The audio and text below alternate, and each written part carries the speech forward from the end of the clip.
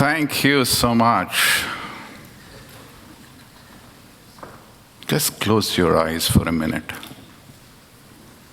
Just go ahead. Close your eyes for a minute. And imagine that you are standing on a ledge of a building which is 3-story high. And imagine that the building is on fire. And if you knew that the right answer for you is to jump in the next 30 seconds, how many of you will jump? I guess everybody. Imagine you are on that ledge of a building with your entire team. 10, 100, 1,000. And the building is on fire. And you are the only one who knows the right answer is to jump in the next 30 seconds for all of you to be saved. And you turn to your team and say, jump. What do? They jump because you said so. Or they don't jump because you said so. Think about it. I was standing on a ledge of a building in 2005 with 25,000 of my colleagues as their new leader, and they looked up to me as to what to do next. I knew that the right answer is to jump. But somewhere in my heart, I knew that we as leaders have done nothing to win the trust of our employees. And therefore, even if I say jump, would they jump? Did they jump? I will come to that story in a bit, but let's rewind a bit and tell you a story about how did I get on the ledge of that building in the first instance. In India, and that is true with many parts of the world, when a child is born, it is considered auspicious for the grandmother, I call her Amma, walks up to the child, is the first to pick up the child. And she picks up this child in her hands and defines a vision for that child. That vision has no data. That vision has no logic. And she says, your fingers are so long, you'll be an artist. Your forehead is so wide, you'll be a NASA scientist. Everybody in the family believes in that vision. When the girl grows up, that vision becomes her ambition, becomes her pursuit, and then becomes her reality. I was fortunate to be born in my Amma's house. Those days, children were born in homes, not hospitals, on this huge bed which could sleep 9 people. My Amma picked me up, and I guess I was waiting for this vision. And she picked me up and defined this vision and said, Vineet, this boy is going to do good and he's going to have a steady job. What? I guess my grandmother didn't see anything to say something more profound. But not true. 23 years later, armed with this MBA degree, I walked through the corridors of my first job at HCL.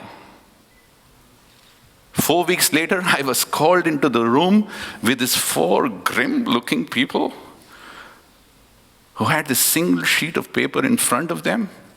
They sat me down and said, Vineet, we don't think you fit into our organization. I don't know what I was most disappointed about. The fact that I was rejected, or the fact that even that vision which my grandmother thought of me has collapsed. I still remember that night. It was very long, very painful, very frustrating. But by the time the morning came, my life had changed. With the sun rays, I made 2 commitments to myself. The first, that I will do everything in my power to outsmart these self-proclaimed gods who believe in leading by rejecting rather than accepting. And second, that one day I will be the CEO of this company and show them the way. Somebody has rightly said, you need to be a bit careful about what you wish. 2 decades later, time had turned a full circle. The chairman of HCL, who's a brilliant man with, uncanny intuition and foresight, invited me to be the CEO of HCL. I was afraid. Not that I was not happy to be a CEO, but I was afraid, not because my first commitment was turning right, but my second commitment, that did I know how to lead by accepting rather than rejecting? And I said, how would I know unless I try? And that is the reason I was on that ledge of the building with 25,000 other employees who were waiting for my direction to jump. Because we wanted to transform HCL to be the best company in the world. Transform is a very interesting word, changing the form of something permanently. In my mind, you can transform the company in 2 ways. First, by innovating in what you do, which is the obsession of the world, to be a Google, to be a Facebook, to be a Tesla. But it is a more interesting human way of transforming yourself, using innovation about how you treat your employees, about how you run your company. By increasing the clock speed of your organization, you can actually outperform all your competition with the same product, the same customer, the same market. Why don't people get it? Our journey of thinking about innovation on the how axis rather than what axis started with 3 fundamental questions. The first, what is the business we are in? And our answer, we are in the business of creating unique experiences, unique value for our customers. And the more unique we are, the higher market share we will create. Second question, where does this unique experience, unique value get created? And who creates this unique experience and unique value? Answer, it gets created where our customers and our employees meet. In that interface, we call the value zone, and our employees in that value zone create that unique experience. That's the third question. If our employees are the unique value or are creating the unique value which helps us grow faster, then what should the role of managers and management in any company be? And the obvious answer for us was nothing but enthusing, encouraging, enabling those employees to create the unique experience so that we can grow faster. What is not obvious about that? And that is how Employees First, Customer Second was born, where the management is in the business of enthusing, encouraging, enabling people, and employees are in the business of customers first. Ideas are great, but many of them fail on the pedestal of execution. Our study of revolutions, our study of Indian revolutions, where Mahatma Gandhi came to the shores of India in 1915 with this inspirational idea of nonviolence. He came to the shores of, in 1915, we had this inspirational leader with the inspirational idea, and yet it took 32 years for India to gain independence.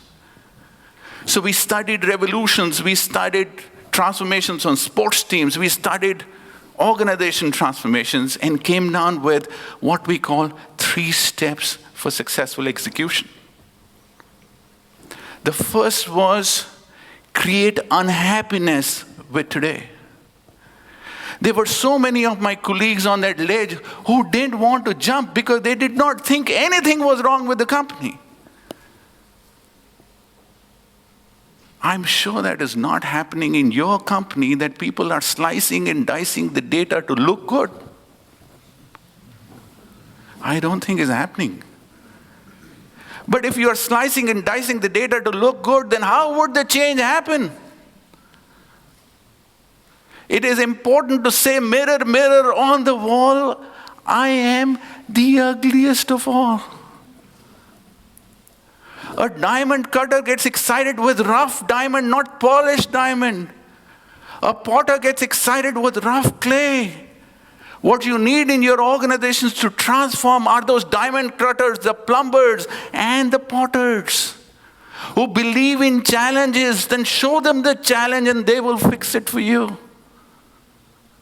So we threw all our dirty linen in public for everybody to see, so that it was not about whether we are performing or not. It was, what can we do with this? The word I can't say.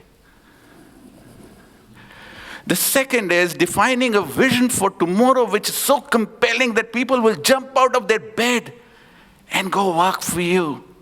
Freedom. Where is that vision in our organization? Why does an employee on a Sunday spend his money, time, energy, drive to a mosque, a mandir, and a church and feel good about it? And why does the same employee get paid to come to our organizations on Monday and feel bad about it? Because organizations have a vision and a purpose for themselves. They don't have a vision and purpose for that employee.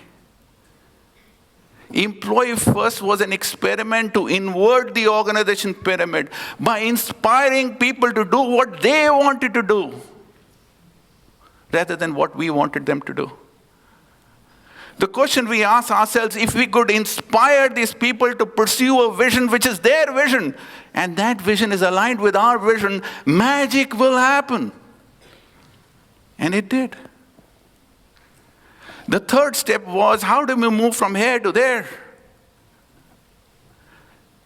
We have created dissatisfaction with today, a vision for tomorrow. How do we move?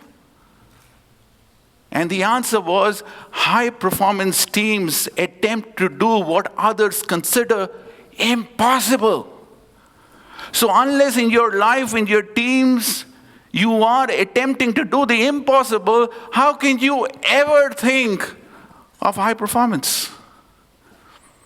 So one idea which worked at HCL was the fact that we opened a 360-degree survey of all our managers, including the CEO. So all our employees did confidential survey, 360-degree survey anonymously of everybody, including their CEOs from 32 countries. And the results were published on the web for all to see.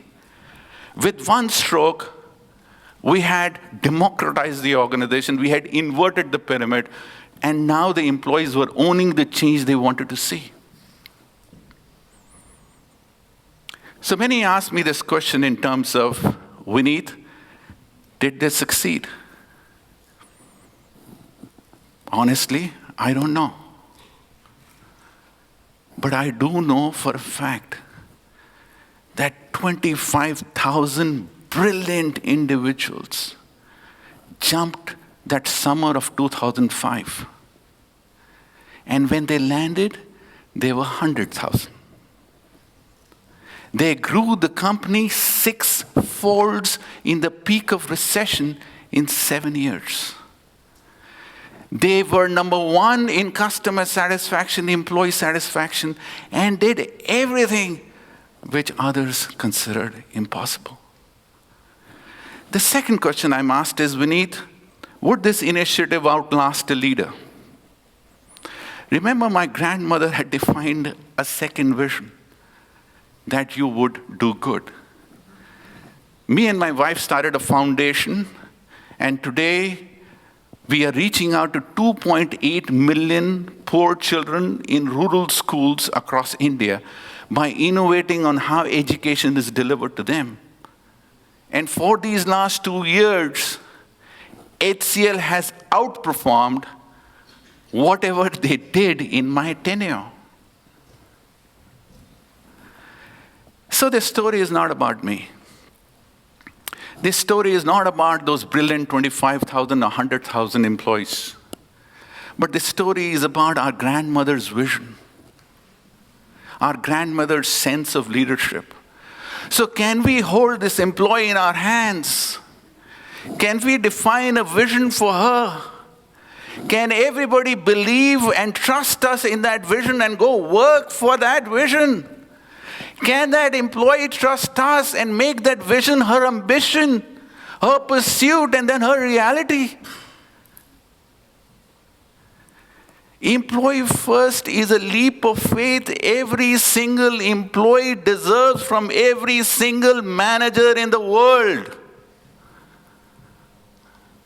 Please stand up. All of you, please stand up. Please join me in making this commitment that we are going to make Employee First a reality for millions of people who walk through our organizations, not just to get paid, but to be inspired by the vision you have for them. Thank you.